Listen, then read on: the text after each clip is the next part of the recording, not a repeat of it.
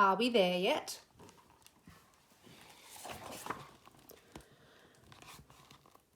The year I turned 8, Mum and Dad took us on a trip around Australia.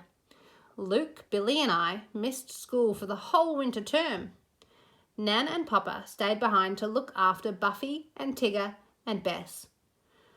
We towed Papa's old camper trailer and it was our home for 3 months.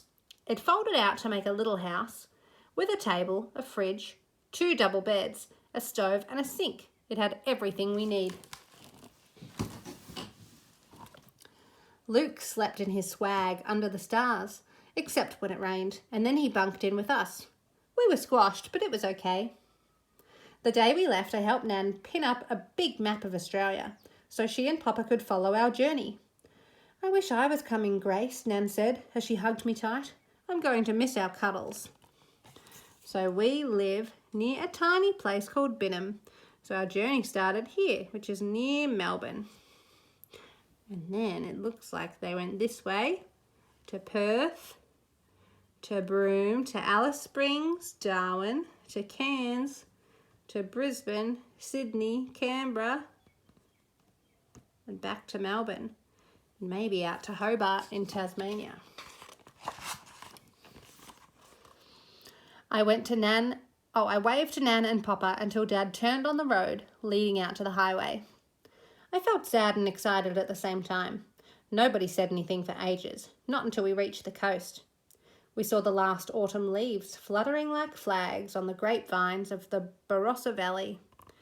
Then, at the Coorong, Luke made us laugh. Look, he said, a pelican.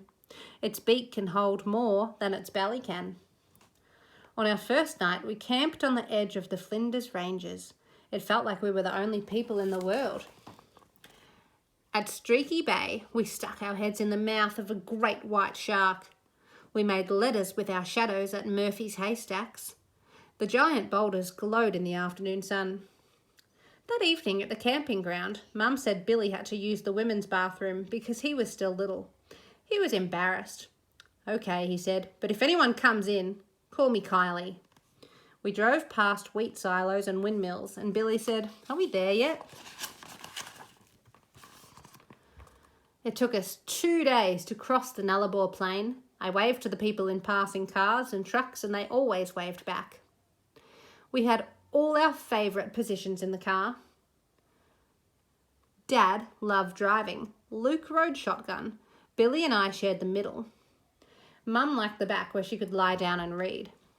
The Great Australia Bight looked like a giant had bitten a huge chunk out of Australia. Dad and Luke stood right on the edge of the cliff, but Mum stayed back. She held on to Billy and me so tight that my hand went numb. Oh, I can't look, she said. At head of Bight, we saw 10 whales in the sea below us. A mother and her calf were rolling and wallowing together. Their mournful music sounded like an underwater orchestra. It's making me sleepy, I said to Mum. They must be singing a whale lullaby. At Eucla, we had sandy sandwiches near the ruins of an old telegraph station. Next day, we travelled for nearly 150 kilometres on a dead straight road. Dad pretended to drive with his eyes closed, but I could tell he was peeping. Luke surfed on stone at Wave Rock, but Dad waited for the real waves at Rottnest Island. The quokkas came so close to me I could see their tiny whiskers. After Perth, we went to see the pinnacles. They poked up through the sand like giant limestone fingers. It was so windy at Geraldton that the trees grew sideways.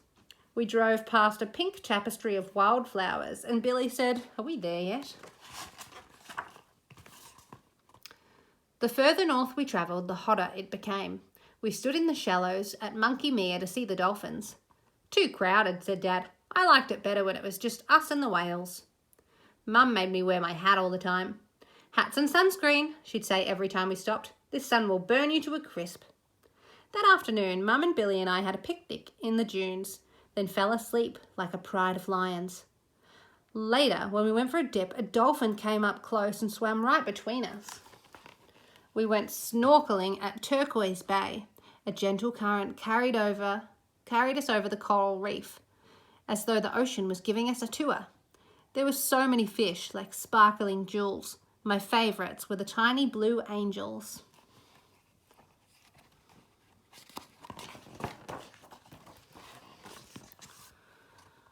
At Broome, we ate crunchy fish and chips and watched the moon reflected in the mudflats of Roebuck Bay. It's called the Staircase to the Moon.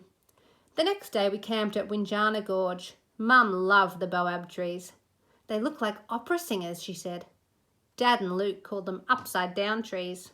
We flew over the Bungle Bungles in a helicopter without any doors, and my stomach turned inside out. I can't look, said Mum again. At Tunnel Creek, we waded through an underground river. The dark water came right up to my armpits. When something slimy slithered past my leg, I screamed. Luke said, "Don't be such a sook." Heading south on the Tanami track, the sand was so deep our car got bogged. Everyone felt hot and grouchy, and Mum was worried we'd be stranded in the desert. Luke found a tiny thorny devil standing fierce as a dragon, and that cheered us up. A football team helped push us out, and Billy said, "Are we there yet?"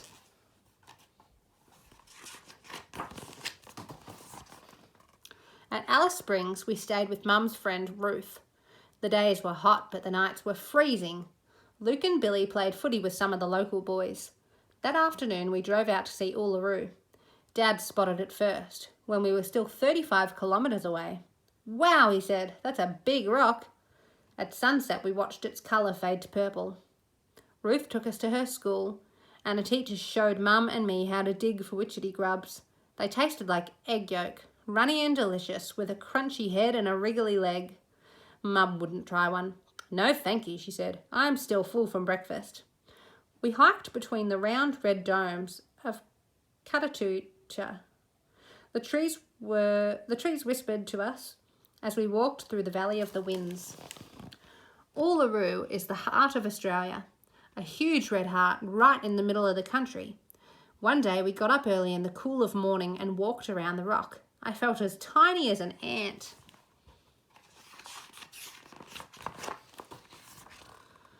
We floated down Catherine Gorge, below towering ochre cliffs. "This is the life," said Dad. "Just wake me up if we come to a waterfall." We drifted so slowly that even a tortoise swam past us. We stayed with our cousins in Darwin and played in their shadowy pool until we were as wrinkled as prunes. At night, the ceiling fans whirred constantly overhead. Even a sheet felt hot. Tiny grey geckos hunted insects on the walls. Mum and I loved the market at Mindle Beach. There was so much yummy food. It was hard to choose. We ate satay prawns and drank mango smoothies as we watched the sunset. We drove across the floodplains, past egrets and Jabiru, and Billy said, "Are we there yet?" At Kakadu, we went on a billabong cruise. The boat drew so close to an enormous crocodile that I could count its teeth. We swam at Gunlom when there were no saltwater crocodiles. The water was cool and silky. Dad kept diving under and grabbing my feet, and even though I knew it was him, I screamed every time. Luke caught a huge fish in the East Alligator River. It was so big, we invited all the other campers to Luke's barramundi barbecue. Tony, our Kakadu guide, led us through galleries of rock art. The sandstone overhangs were alive with animals, handprints, and spirits from the dream time. Some of the paintings were more than 20,000 years old. One small handprint looked just like mine.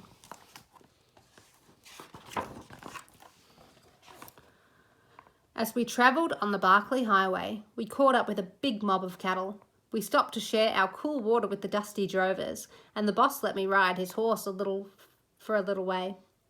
Taffy was the same colour as Bess and just as gentle, but twice as tall. Next, Cloncurry, the flying doctor's plane, flew over us. We invented patience for him, and Luke had the best idea. A drover who got bucked off his horse and landed on a spiny anteater. At the circus at Mount Isa, an elephant ate my horrible hat. She swiped it off my head with the trunk and scoffed it. "Thank you, elephant," I shouted. Dad bought me a new hat at the Mareeba Rodeo. "You look like a real cowgirl, Grace," said Mum. We met an old stockman who taught us how to crack a whip. He showed Luke how to twist the cracker. That night, Billy and I rode our broncos until they couldn't buck any more.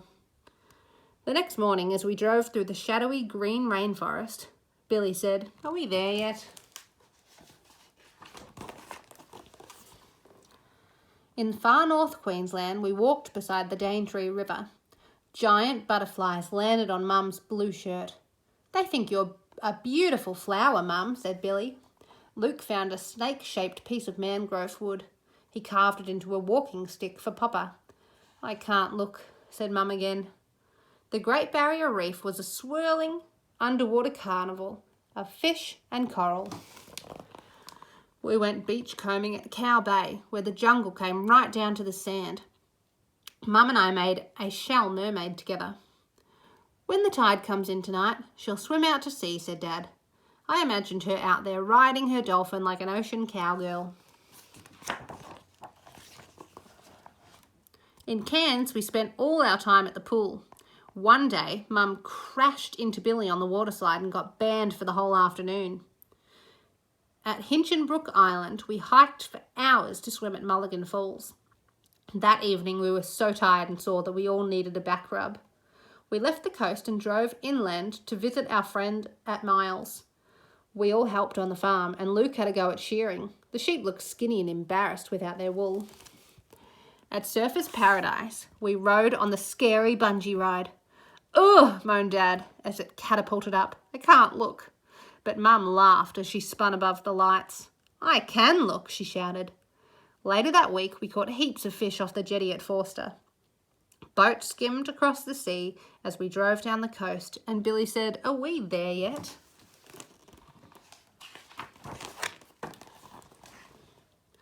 When we got to Sydney, we parked our van in Uncle Pete's garden. Next day at the zoo, a baby elephant stared hungrily at my hat, so I ran. "No way," I yelled. "I like this hat." One day we went bushwalking in the Blue Mountains.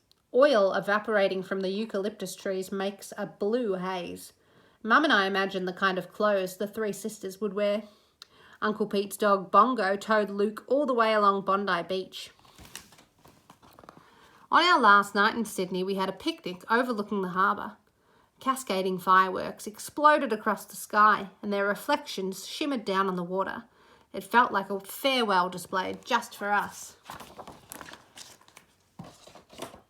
On our way to the mountains, we stopped at Canberra and spent a whole day visiting galleries.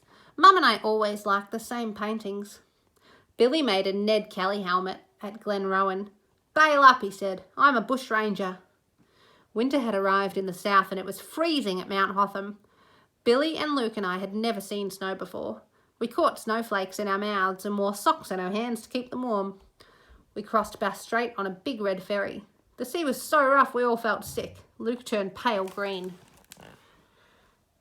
In the Hobart Museum, we saw a stuffed Tasmanian tiger. I felt sad to think that they were extinct. Mum tried to cheer me up. "You never know, Gracie," she said. "There might still be a tiger family in the bush." We went hiking at Cradle Mountain. I kept a lookout for tiger tracks. It rained so much we played Monopoly for hours. Luke always won, even when Dad and Billy and I ganged up on him. At the end of the week, we drove back onto the ferry and Billy said, "Are we there yet?" Wilson's Promontory is the most southerly part of the Australian mainland. I found a paper nautilus there, washed ashore at Squeaky Beach. One evening at Phillip Island, we watched little penguins surf ashore and then waddle up the beach like tiny explorers.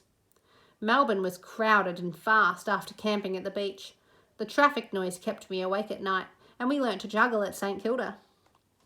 Our last day of our trip, Dad got us up early and we drove away from the city. I looked back at the dawn through sleepy eyes. Winding along the Great Ocean Road, we stopped to look at the 12 apostles standing in the surf.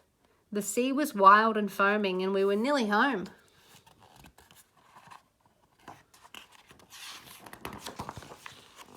Finally, we were back at our house. Buffy was so pleased to see us, she jumped right in the car. I cuddled Tigger and called out to Bess. It was good to hear her whinny back. Billy woke up and said, "Are we there yet?" And we were. We were home.